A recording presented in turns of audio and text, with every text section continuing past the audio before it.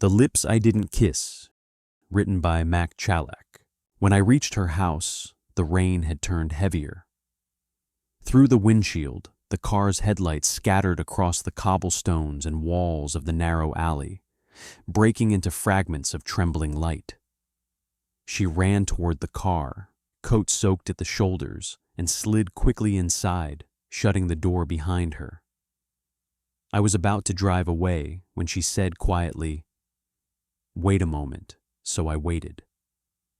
Through the mirror, her face was just a silhouette, barely visible in the darkness.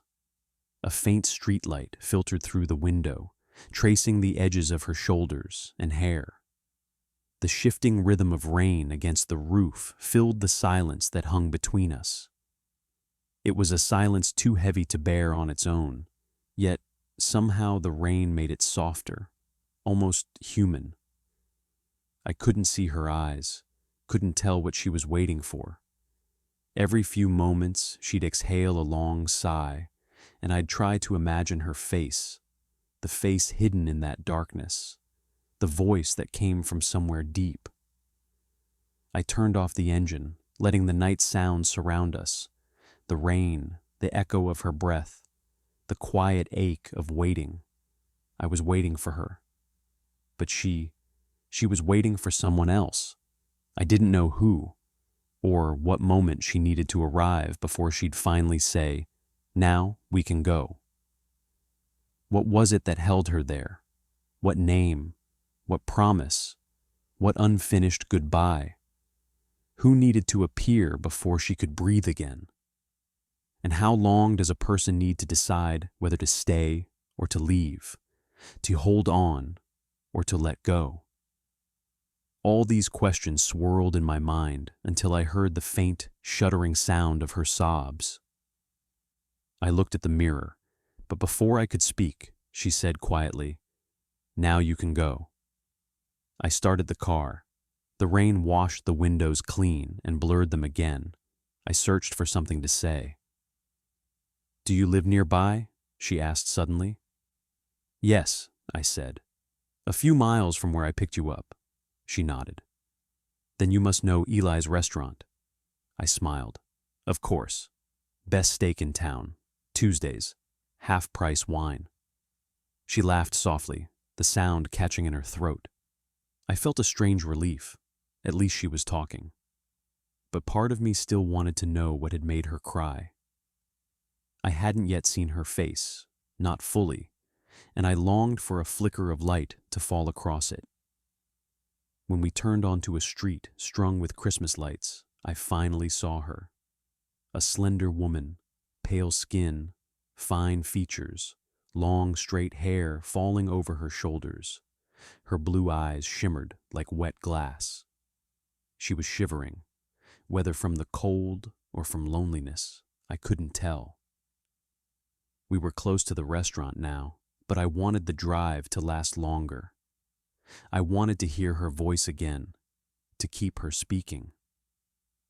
I watched her in the mirror, waiting for another flash of light to cross her face. I wished I could see her without reflection, face to face, eye to eye. But every time I tried to speak, words failed me. The closer we got, the quieter I became. Until finally, our eyes met in the mirror. Neither of us looked away. She spoke first. "It's my birthday tonight," I smiled. "Then happy birthday. Are you meeting friends at the restaurant?" At that, her face changed. Her eyes filled again, and she turned away. "I'm sorry," I said quickly. "I didn't mean—" She shook her head.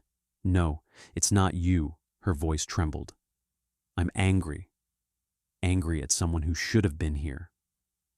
On the one night I wanted to celebrate, to go out, to drink with the person I love. He wasn't there. Not because of some real reason, because of money, a number, something stupid." Her voice broke. I stopped the car, turned toward her. The mirror wasn't enough anymore.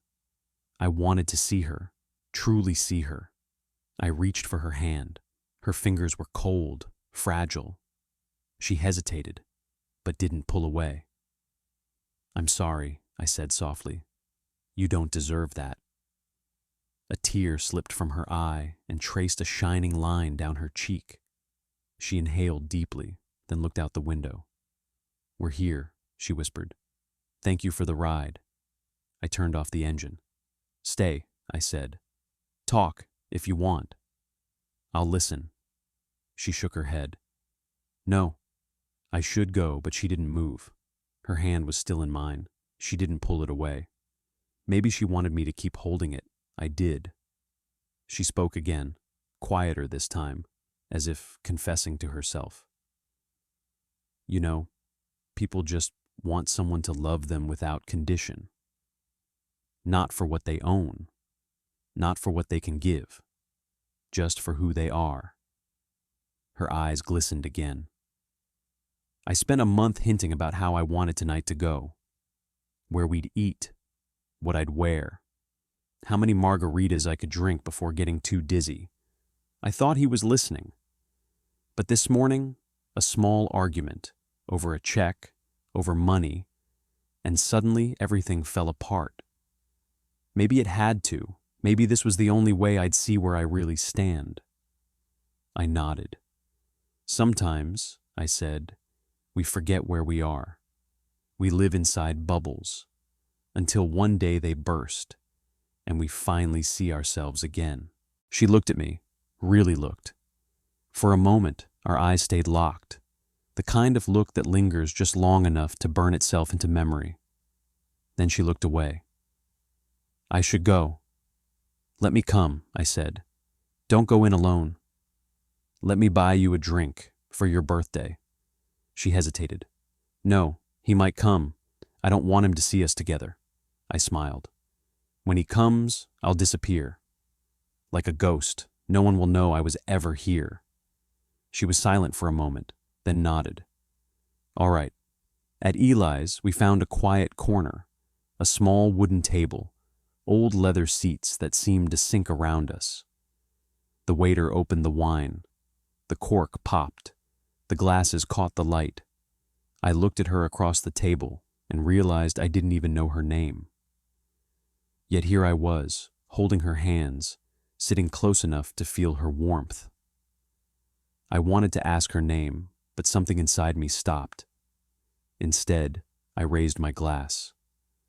To your birthday, she smiled, faintly. We clinked glasses. I reached out, and she leaned in. In that silence, words became useless. Neither of us spoke, and somehow that quiet felt perfect. How strange, I thought, that two people who'd been strangers 10 minutes ago could feel this close. Then a chime from her purse. She glanced down. It's Peter, she said softly. He's coming. He'll be here any minute. I have to go. I wanted to kiss her. Would she pull away, smile, pretend it didn't happen? I didn't know. So instead, I held her tighter one last time. If I left without her number, I thought, would that be the end? Would I ever see her again? I stood, carried my half-empty glass to the bar, and left it there. The restaurant was quiet. Outside, the rain still fell. Driving away, I passed the alley beside the restaurant, and through the fogged window, I saw her, standing in the rain, with a man. He kissed her. The same lips I didn't kiss.